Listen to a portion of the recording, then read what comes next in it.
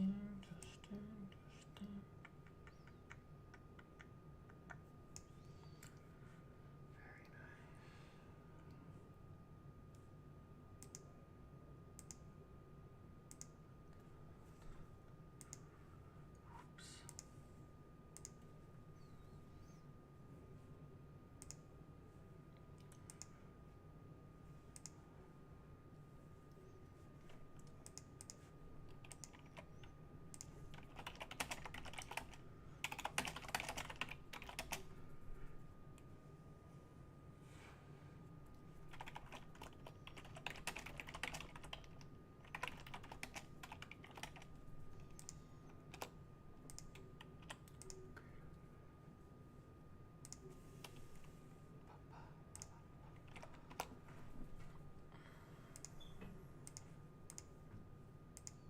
All right. Let's see. Just wait for this to populate a little bit. Say hello to everybody who's here so far. Check it out.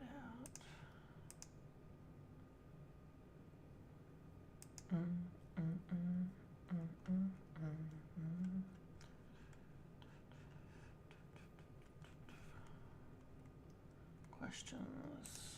Let the questions come in. Hello, everybody. Good to see y'all. Yeah, I'm doing well. Thanks, Paul. I'm good. How are you, Mish? Malaga. Back to the original streams. I will get to questions soon. I'm just going to give everybody a minute to kind of pile on in here. Obviously, I've just tweeted this out. Started the stream a few minutes early, but I wanted to get into this kind of quick. Let's see.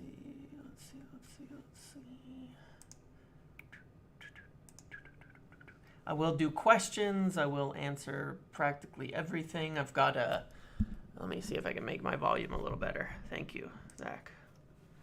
That should be better now. I tried to just move this mic that gets in my face and drops down constantly a little bit closer, but it is what it is. Move the camera down. Let's try that. Just to keep it out of my line of sight here, but that should be good. Good. Yeah, obviously everyone's gonna ask enormously about Sancho, but yeah, we'll get into it in a sec, and I have to figure out my structure for this video. Like I said, I'm not used to these. This is the first one that we're doing this summer. Obviously, I did a bunch of these last summer. I think people enjoyed them, so you know, we've been answering almost every question and doing everything we can on the podcast. Oh, why is this unlisted? That's a good question. It's not supposed to be. Let me see. Public. Done. Save. Now it's public. There you go. It is now public at 9:08. You look like Winks, thanks, I guess. I look like our future midfielder, starting midfielder of 2021-2022 season, Harry Winks. Can't wait. Announce Harry Winks, yeah. Yeah, thanks. Welcome to everybody. All right, so I'll wait till like around 9:10. I'll still kind of mess around until 9:10 and then get into everything. I'll run through some of the basics in terms of questions, in terms of what everybody wants to know. Let's see. Ben White when? Yep. Ben White when? Good question. All right. It is 9:09 for me. I'm going to get into it now. All right, cool. Let's talk first about the main man, Jadon Sancho, that everybody obviously wants to know about. And this is fairly unexciting, but, you know, wanted to talk about it because I think a lot of people get very confused about everything that's going on and jump the gun. There's a lot of people out there that are obviously talking and spreading information that the deal's done, it's already there, and all of that. And it isn't. I mean, that's just the simple matter of it. So, that's the first thing to take as note at the moment about Jadon Sancho and the whole deal is that it's not done. When it's done, you'll know. It'll be very obvious very quickly when the deal is done. What I've always said about this, and I've been trying to tell everybody since we started out this summer and since we've been talking about the deal this summer, is that you really won't know. It's very, very, very rare for anything to leak during the final stages of a deal before it's actually done. If you think about them historically over the last few years, Wan-Bissaka, there was really no leaks until the deal was done. Harry Maguire, there was really no leaks, no accurate leaks until the deal was done. I can tell you with certainty that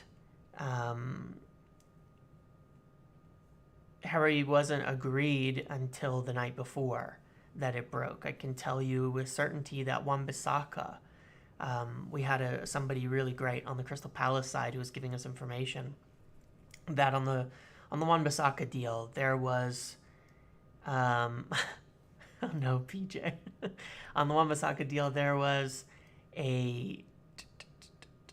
it was literally about 4 hours before the news broke. I got a message. It was literally while I was sleeping, which is quite unfortunate.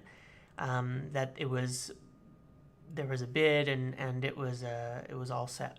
And the news broke about 4 hours later. Bruno Fernandes, the news was about 6 to 12 hours behind. The media cycle can be a bit slow, but at the end, it's not. At the end, it's very quick. So you're not going to have deals done for about weeks, days and days and days before it actually breaks and before it comes out. Yeah, Amatif, you're late as usual. Don't worry about it. Just a couple minutes. Jay Rhodes to move to England so he doesn't have to wake up at 5 a.m. every day. Here we go. Yeah, I know. But that being said, it is extremely close, and I know that's a frustrating thing to say, but you really do have to think about the reality of the current situation, which is that this is 100 million, 95 million euros deal, and the players with the English cap, there are things that have to be done that involve the players in order to actually get this kind of deal done. It's slowing things down. I think Howard Nurse tweeted this morning, Sancho soon. It's dragging a bit. Euros are causing a bit of an interruption. And I think that is the simple kind of thing you can take away from this is that it absolutely will be done. I can, there's plenty of reasons to believe that this will be done in comparison to last summer. And I want to talk about that. There's a lot learned since last summer, and that's part of why I've been kind of cranky on Twitter and Discord and all of that, is that about people saying it's done and about people implying that we're saying it's done is because we learned a lot from last summer about the information passed along and where and when it's reliable. For the last 6 months, we've been extremely good on everything happening as it's supposed to, the targets, everybody that we're looking for. But when it comes to these final stages, you're talking about things straight out of Woodward's and, judge's office, basically. And we essentially had one person who was accurate with information on that, and nobody else knows. When the media put out a story about yesterday about they're still haggling on it, it's not a brief, it's not much of an updated information. It's really just what the latest that they've heard, which might be nothing. That's how the media works. When they put articles out, they're just going to recycle the same information that they've had for days and days and days until they get new information, and there's nothing wrong with that. That's simply how it works. So anyway, the simplicity is that right now it's not done, but it will be. And we all hope that it's done very, very quickly, because it truly is incredibly close. It truly is almost there. It truly is something that, is a totally different situation from last summer. Last summer there was just a lot more issues than it seemed like with the deal, and we never got anywhere close to that. And so, it could happen very soon, but it could not. And I don't want to take credit or blame, frankly, for whether it happens today or tomorrow, because at the moment I don't know. And nobody that I talk to knows. It's simply it's speculative, it's estimates, and when you look at the information provided, people ask about what about the person in Discord, the ITK, who talks about the 24-hour zone or whatever. It's speculation. It's speculation, and there's a reason I don't tweet those kind of things out, because as I mentioned before, I try to tweet out what I'm sure of, what I know is going to be the case, what I'm very confident in, what I've heard from multiple people. And timing is something I'm never sure of, and even the source, it's like he believes that it's agreed behind closed doors, that they have a deal on the table that will get accepted, that they actually need to formalize and bid, but it's a belief. It's not a certainty. It's not something that's absolutely, we can say is done, is happening, or anything like that. And they're going to do it on their own time.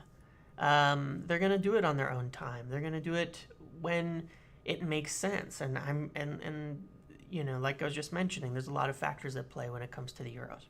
So that's what I have to say about Sancho. I want to talk about other things, because if I have something certain, and when I have something certain, I will absolutely tell you all and make it very, very clear. The good point there make a lot of sense, considering the news around Malen for Dortmund recently. Why not? Why rush? Jadon Sancho is not joining for a few weeks, at the minimum, unless England really bottle the next two games.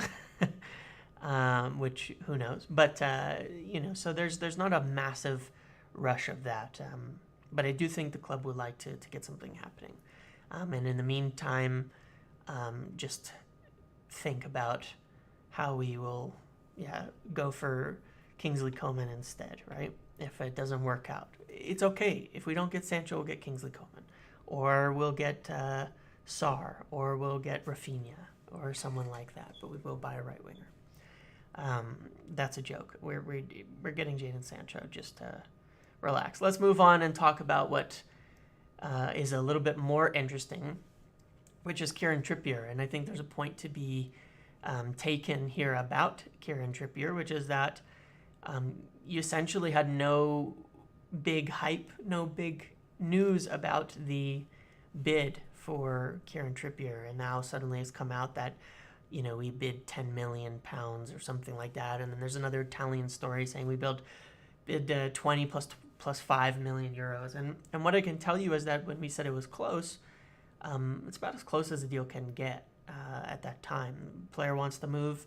You saw the articles coming out then that he was already looking for a house. His family's already back here. He's changed his cell phone number, and United bid. So, I think it's still a deal that will happen. I think that it is going to take a bit of negotiating with Atletico to get a good price, but I think that's also a deal that will happen. So that is what's the latest on Trippier. I don't think there's any rush on that, but I think that deal's being worked simultaneously with all of this, and you'll see things move very quickly on all of that. Center back situation. You're seeing, we reported, I think it was, 7 or 8 days ago, that we ran into a bit of a wall with our first choice target of Rafael Varane. The reason for that might be that he's signing a new contract. The reason for that might be that he's interested in going to PSG, that they're willing to offer more money, which they probably will. I think there's still a chance. I think it's not off. I think that it could still happen, but I do think that, again, Rafael Varane is not going to decide until after the Euros. What do you no longer say that Trippier deal is the signing you're most certain of? Actually, yes, I would say I'm a little bit more certain of Sancho than Trippier at this point because everything's just gone according to plan. But Varane could happen still. If it doesn't, it was interesting when we were talking with Rob Dawson. He said that we wanted to, that Varane was the type that obviously he would jump to the top of the list if he becomes available. But that as a backup, we might be very interested in still a left-footed center back to move Maguire to the right. And I actually think that's true. You know me, I've been completely not on the Koundé train since essentially the rumors came out. To me, it's never really made sense as to fit and all of that. That's just my personal opinion. So I think that Pau Torres is an option. His release clause is 50 million euros. It's affordable. His wages would not be very high. So overall, he would still cost, over the life of a contract, probably 40 million, 50 million less. I think Koundé's agent definitely wants to push him. I'm not saying we haven't scouted. I just think that it doesn't totally mean that it's going to happen. I just don't see it. From United's side, I just personally think that my information is good on this, but I'm happy to be wrong. It comes from one area saying that we may not be interested in Koundé that much, and that Pau Torres is more of an option, and then Sven Botman could be another option as well, and I think Botman would be a fairly reasonable price. So let's see on that, but I think that's going to take a bit of time. Sancho's going to have to be finalized, and we're going to have to move till after the Euros for Varane to decide his fate. When you say, can you explain what the difference between an ITK and KFC is on the Discord? KFC is lovingly named after Indy Kaila as a worker for Kentucky Fried Chicken. And the reason we've named things like this is because I really don't want people to take it too seriously. When someone puts something in KFC, it means I've got no evidence and no history, but they just want to share that information, and we track it publicly in case their information comes through and proves itself as correct. So really, really take that lightly. ITK means they have some history or track of correct information, or have provided some sort of proof. So that's why. Why is Koundé continuously being mentioned? It's just normal. I'm not saying he's not on the list. I'm not saying we've not scouted him. I'm not saying we haven't looked at him. But, there's a lot of reasons why players end up on lists. There's a lot. It can be because we're interested, because we've scouted them. Somebody told me one time that, it's like everybody in Portugal knows who the United Scout in Portugal is. So when the United Scout shows up to watch a game, they immediately will just pump out articles about that, and agents will start talking. And I think a good example of that is Nuno Mendes, who shares an agent with Bruno Fernandes, whose agent is his brother-in-law. And surely we've scouted, and so you see stories about how we're chasing Nuno Mendes, which is the least sensible link I think I've seen in years, given that we have maybe the best left back in England or Europe right now in Luke Shaw, and Alex Telles we just purchased last summer behind him, and there's zero reason to buy a 65 million euros left back out of Portugal. But our scout is there, and the agent is there, so talk begins. So that's all I'm going to say. So yeah, following that, we've talked about Sancho, we've talked about center back, we've talked about Trippier. Let's talk about some other names. The Mings thing is hilarious. I remember last summer, was it last summer?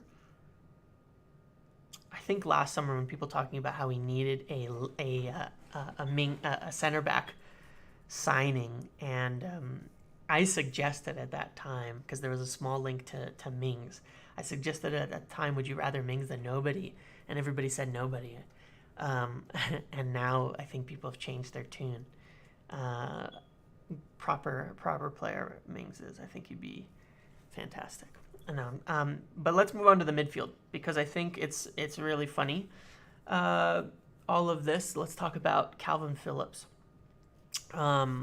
It's hilarious because Calvin Phillips has become a bit of a, I'm not going to call him a meme because he's actually a quality player in our Discord among people. And I remember last year I pointed this out, that I was actually super interested in United signing Calvin Phillips, and actually spoke to somebody who's in the chat right now about it, who has some connections to Leeds. And he, there's definitely good reason to believe that Calvin Phillips would never come to Manchester United. But honestly, he's a fantastic player. He is. I was on the train for signing Calvin Phillips last year. I thought he was excellent in the Championship, and I thought he'd play well in the Premier League. Yeah, go ahead, Riddy, I think. Ask me the question. And then I'll talk about the other midfielder situation still. Well, Riddy's too distracted with the chat to ask me his question, so I'm going to continue on and I'll come back to it. The other things in terms of midfielders is that, as I've mentioned, I think it's quite likely still, and I think this has been mentioned by a few people, Fabrizio Romano's talked about it a lot, that you're still going to need to resolve the future of Pogba and Van de Beek in order to sign somebody for the midfield. I think there's a chance we could sign someone if Matic, say, goes to Roma, and Lingard is sold, and Pereira is sold. But I think it's going to take a bit of work. I'm not positive that it is going to be that quick. We linked a lot of names that we've looked at. We talked about, obviously, Declan Rice has been named 1,000 times because he is the one that Ollie loves, the one that the club really like. Also, maybe the most difficult player that we're linked to this summer to sign. I think would be tougher to sign than almost anyone else right now. So that's the problem with Calvin. God, you guys have me so fixated on Calvin Phillips. That's the problem with Declan Rice. So it may lead to some other options. It may lead to, like we've talked about, there could be Ruben Neves is available potentially at a decent price. Harry Winks, I'm just kidding. And so much more. I think there's a lot of other possible names. I think midfield is more likely where you get somebody coming out of nowhere.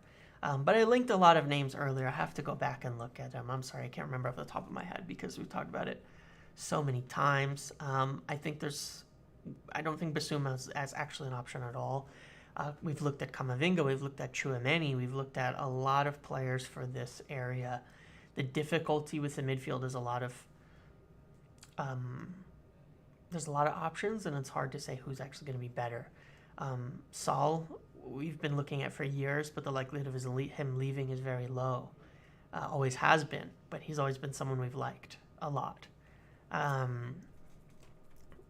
Milinkovic-Savic is someone who might leave, but I don't know that we're that interested in him. Lamer, yeah, he's coming off a major injury, if I'm not mistaken, and I think that's the concern there.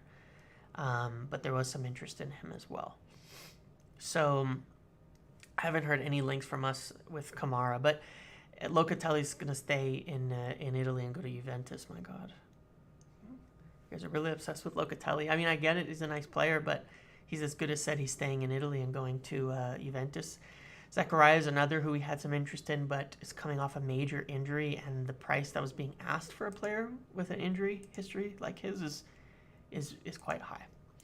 So that's what I've got there. I'm gonna get to some questions, and then I will come back and see if there's anything else. I've got questions here. I'm gonna answer from the Patreon. Any loan news for youngsters? From what I've heard, Garner and Laird are going to be going back out on loan. We're not going to be loaning Diallo, Shortere, and Hannibal from my perspective. Goalkeeper situation, sure, I can talk about that. I think at the moment my information is that Dean Henderson will be the guy. There's some doubts still, but the likelihood of getting a replacement is very low. if anything could happen with David De Gea, then we would move him on. But it's going to be really difficult. PSG have just signed Donnarumma. There's not really a space much for it, and Oblak, the likelihood of a swap there is extremely low, unfortunately. He's a fantastic keeper, at best in the world, in my opinion. Any more solid links regarding DM? We've talked about that. Let's keep going. Is this quiet period for transfers being more due to Euros or United keeping leaks and media info very low? I've said this before and I'll say it again, but United are actually much quieter than you think when it comes to the transfer market, and before they finalize deals, they tend to be really quiet. It's not done with a whole lot of fanfare. There's a lot of leaks and information, and then it tends to get quiet for a week or two. So, I think it's a bit of both, and the Euros are definitely interrupting things.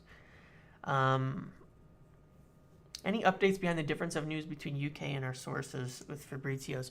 So it is an interesting thing, because in the UK and from our information, everybody's talking about how Trippier is, they think they can get him and there's a deal to be done there. Whereas from the other side, it says that, Fabrizio and such have said that Atletico don't want to sell him, and he might cost 40 million euros. And I think that that's fine. I think that's totally fine. I think that it's an absolute possibility that is the case, and that they're asking for a lot of money for him. But what they're asking for and what they'll eventually sell for can be two different numbers. Okay? So that's as simple as it is. That's just the game, and we'll leave it as it is. We talked about Varane. Dan James staying. I think Dan James will stay at this point, but I think it depends what we do.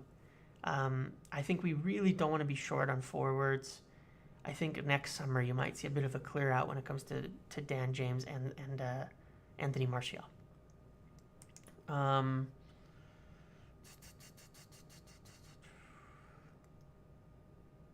Talked about all this. Then you go to the daily questions now. With the Patreon questions, most of them have kind of already been answered, so I don't want to rehash too much here. There are a lot of daily questions. Is it likely that Sancho will be done before Thursday or Friday? Now, again, we've talked about that, and I just want to make something clear. I don't know. And if it happens tomorrow, I don't want credit for it unless I tell you before tomorrow that it's a sure thing.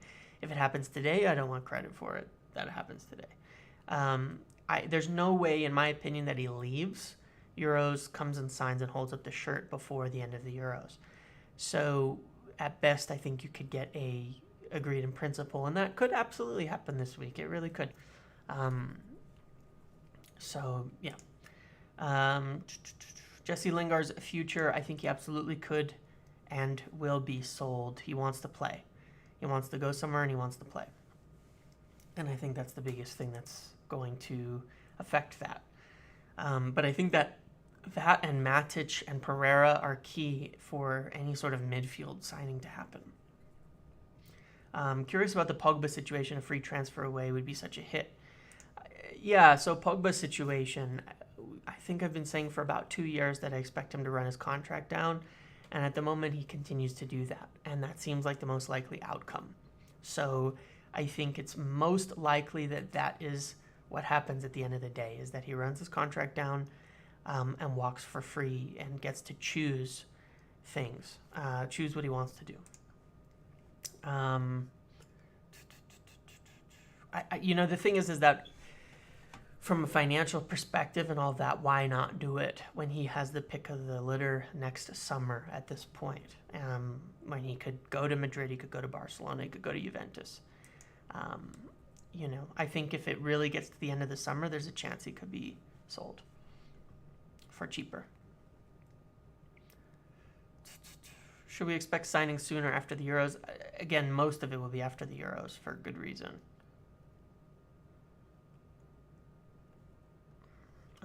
Let's see.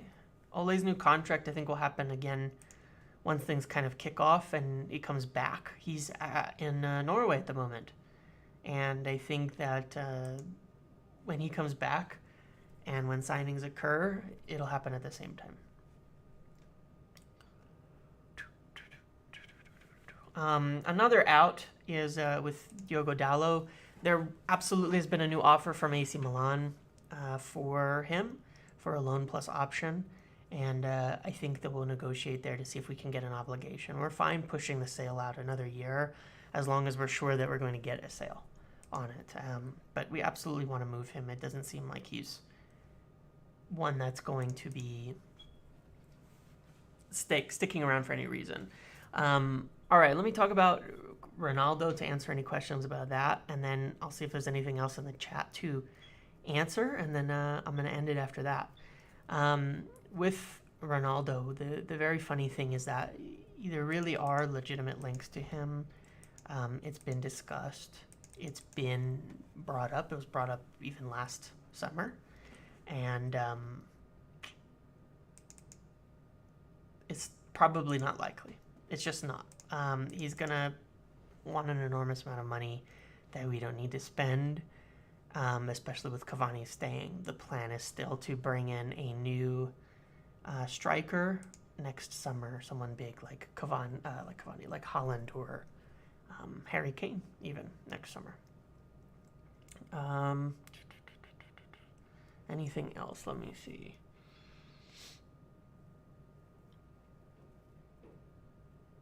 When are you having another podcast with the OG members of the pod? Thursday, I think.